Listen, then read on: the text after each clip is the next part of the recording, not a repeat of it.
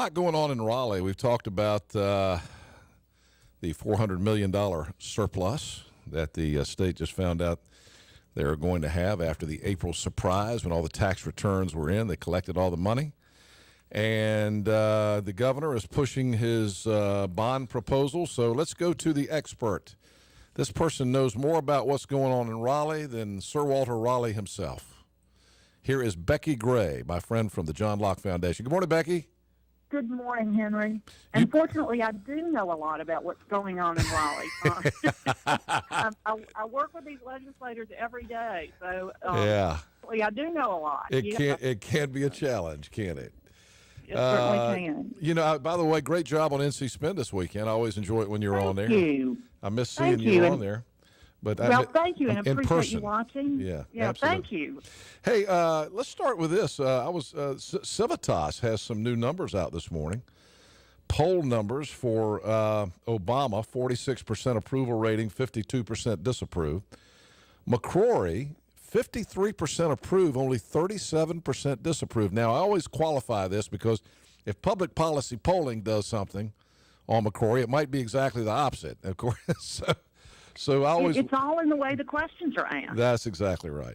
Richard Burr, 41% approval, 31% disapproval. Those are pretty encouraging numbers, though, for the top two Republicans in the state heading into an election year, I would think. Don't you think? I think it's encouraging numbers, certainly from an election perspective. But the other thing, Henry, I think a lot of the policies that have been put into place during the McCrory administration and the groundwork that was laid and some of the policies that were put into place 2 years before that with the General Assembly, North Carolina's economy is turning around.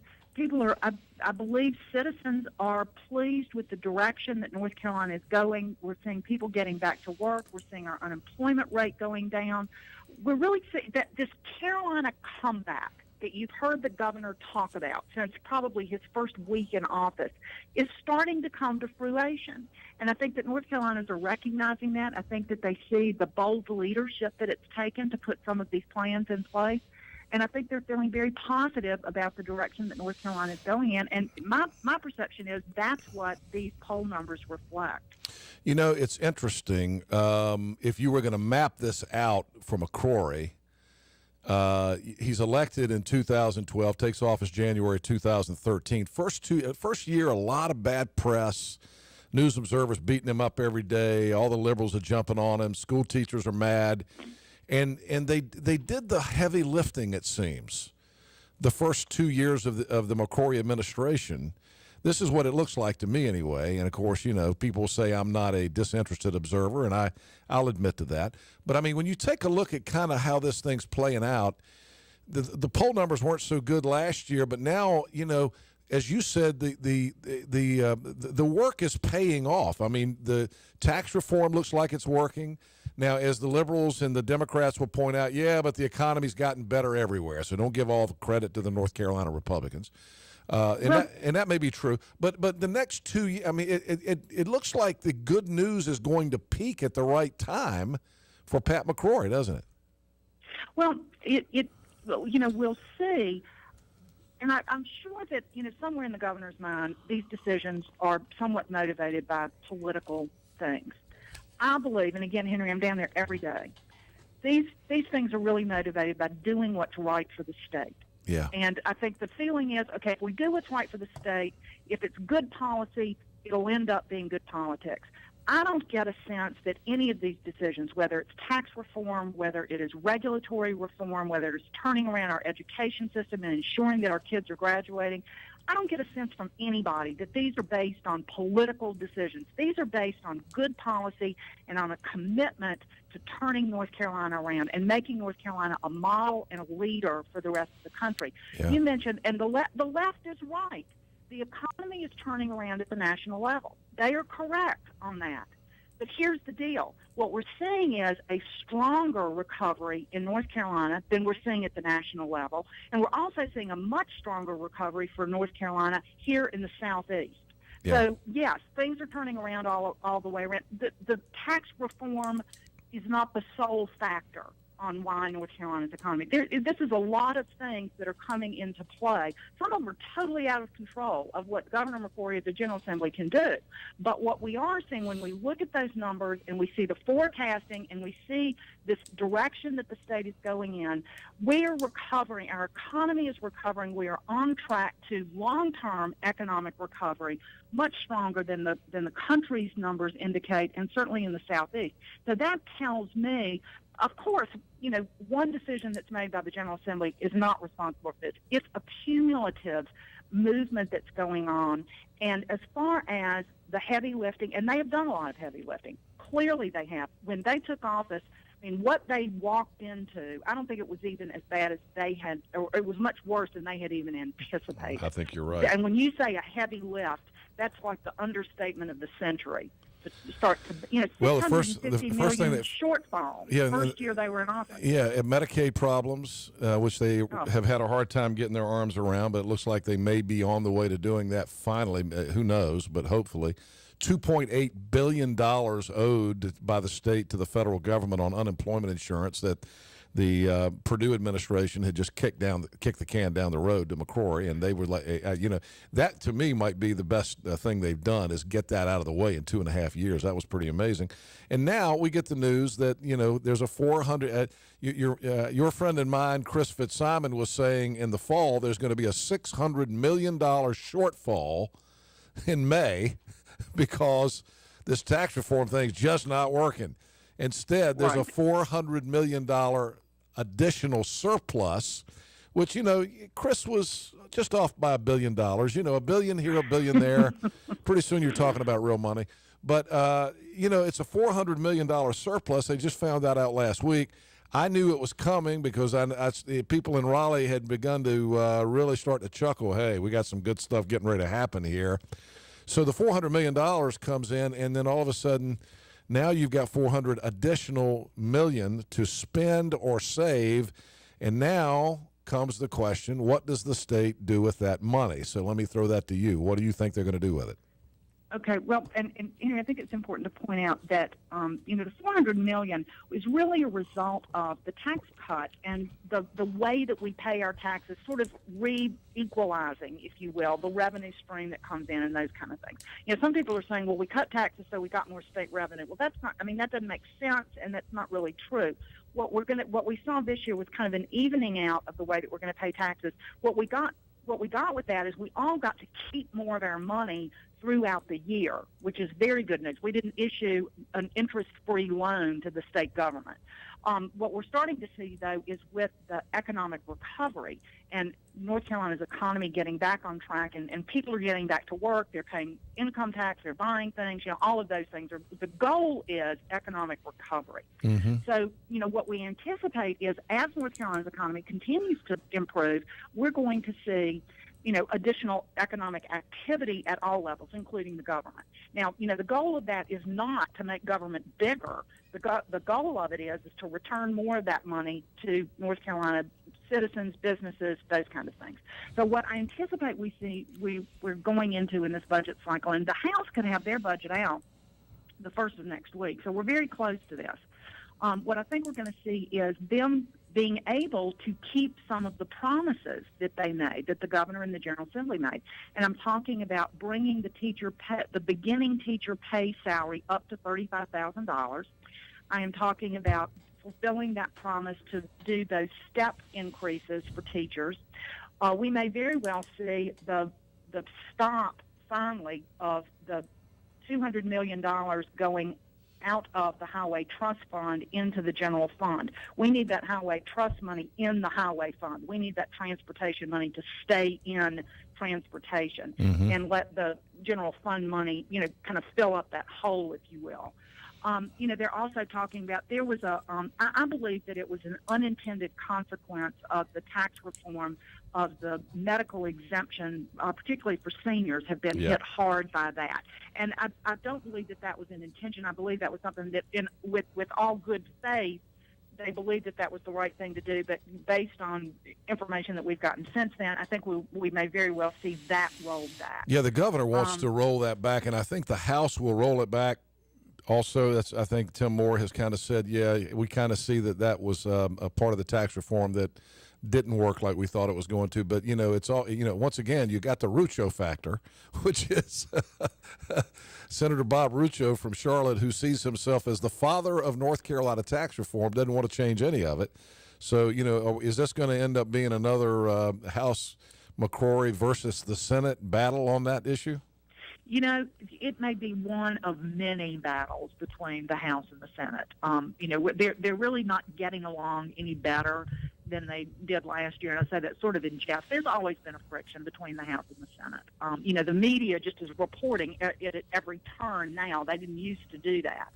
But there's going to be some discussion. But one thing, and Senator Rucho and the Senate has been much more inclined of additional tax cuts. One thing that I think is significant about this $400 million surplus, as you mentioned, Henry, is that brings us to the trigger level that was set in for the corporate tax to go down again. When they did the tax reform, and they were very careful about it. And one of the things that they intended to do was to continue to lower the corporate tax rate, but they were a little uneasy about economic recovery and wanted to be sure that they weren't going to be in a position that it would be an unwise decision. So what they did is they put triggers built into the tax reform. And what that means is if the state revenue reaches a certain level, the corporate tax rate automatically goes down another point. And we have reached that level this year with this $400 million surplus and then some reversions that are going to come back and those kind of things. So without doing anything, the corporate tax rate is going to go down a full percentage point to 4% this next year, unless for some reason they change that. So we're going to have at least that additional tax cut built into it. How much more they do, I'm not sure. I tell you one thing. If there is extra money after they have fulfilled these promises, I think the most important thing for them to do is to put money back in the reserve accounts and the savings accounts. That's been something when we had the Democrats in charge during the recession, during some really tough times, they took money out of savings accounts. And that money has not been replenished yet. Republicans have done a really good job of putting what they can into the savings account. But just to give you an idea, Henry, it's recommended that we have about 8% of our total budget set aside into savings. And that's like you would do in your home or business. This isn't just government. Right. But what we have currently is about 3.2% of our total budget put away in savings. So I'd like to see them, and Senator Berger's talking about this, Tim Moore's talking about it as well. It's not particularly sexy, but, to save for a rainy day is a fiscally responsible and prudent thing to do. Yeah. And I think that we'll see, some of that. And we've seen a need for it in this state. Boy, you go back to '99, man, it wiped us out. And if we hadn't had the rainy day fund, I don't know what we'd have done, because you can't count on FEMA anymore. No, yeah, right. And you know this. I mean, we have been really blessed in North Carolina that we have not had a major hurricane in several years. You never know.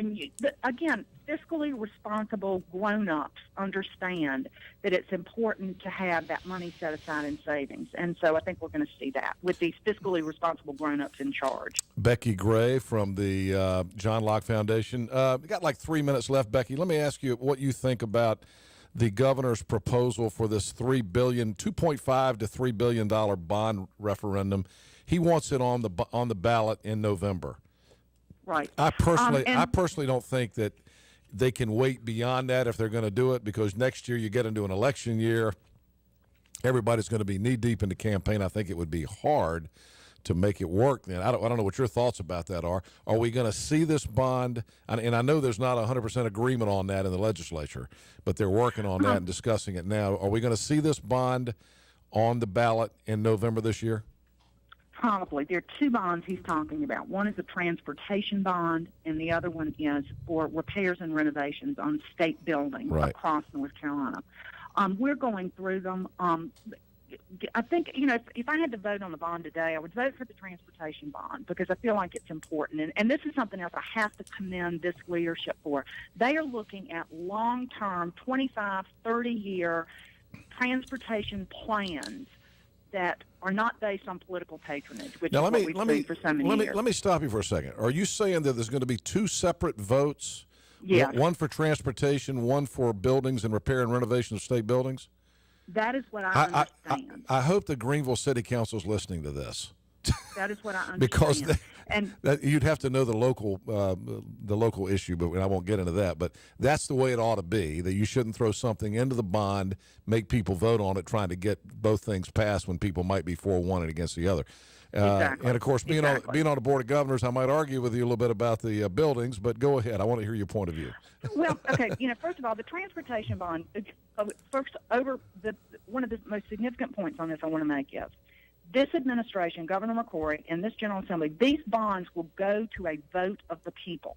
That is extremely significant. We have not had a vote on a bond since 2000, when the General Assembly at that time figured out how to do all different other kinds of lending and debt things, where they made the decision, the taxpayers, the people paying the debt, were not able to make that. So I think it's important that we get to vote on this. I agree. Henry, we can have lots of conversations, and we probably will, whether it's a good thing or a bad thing, but the fact of the matter is we get to make that decision, and I think that is hugely significant. The transportation bond, and, if you're like me, I've opened it. There's the list of the proposed projects in there. And, of course, the first thing that I look for is, what is close to me? What's going to affect me? And that's the tricky thing about doing this. So and this is, again, bold leadership. You've got to make the decisions based on safety. You've got to make the decisions based on where's the most economic development going to occur. How do we do this so that we get the most bang for our buck? And it may mean that there's not a road that actually benefits me on my way to work this morning. And so looking at those projects, I've looked at them. It looks to me we could argue about whether this one's necessary, that one's necessary. Overall, I think it looks pretty good, and I like the way that they're approaching this. The repairs and renovation bond is one. I've been through that with a fine-tooth comb, and there's some projects in there that I think, we might argue whether we need to borrow the money for it or not. Is there money in the budget we might be able to find that could re-roof the administration building and not have to borrow the money? Yeah. So, between now and then, what we might see is the repairs and renovation bond may be lower. I think right now it's at $1.4 billion. I'd like to see that come in at $1 billion, just because it's like if you're borrowing money for anything else. Right. If you can figure out some other way to pay for it. As far as the political implications of this, and Henry, you're much more of a political person than I am. The other benefit, and much more of a political expert. I doubt that. The other benefit, and the main benefit that I see to going ahead and doing it now, is the interest rates are so low that this is a very good time to borrow money. Yeah. If we wait another year, and there's all kinds of forecasts, and really smart economists are telling us, the interest rates will stay for this time and that time, but you never know. We're going to have plenty of time to debate the bonds, and I think there'll be more discussion about it. I know that the governor and the Speaker of the House and the President of the Senate had a good discussion about it this week. That's mentioned in the newspaper this morning. I actually talked to the governor about it yesterday, and I think he's encouraged. The idea here is to take this particular time in history. The state has borrowing capacity right now. Wow. We have a balanced budget amendment, so you're never going to go into a huge amount of debt in this state. And, we have needs that I think can be addressed. And, why not do it while interest rates are at historic lows? And, it's not going to stay that way forever. Becki, it's great talking to you. Thank you, Henry. It's always my pleasure. Yeah, let's get together soon. I'll look forward to seeing you again on NC Spin, and love it when you're on, because you always know what's happening. We appreciate your insight.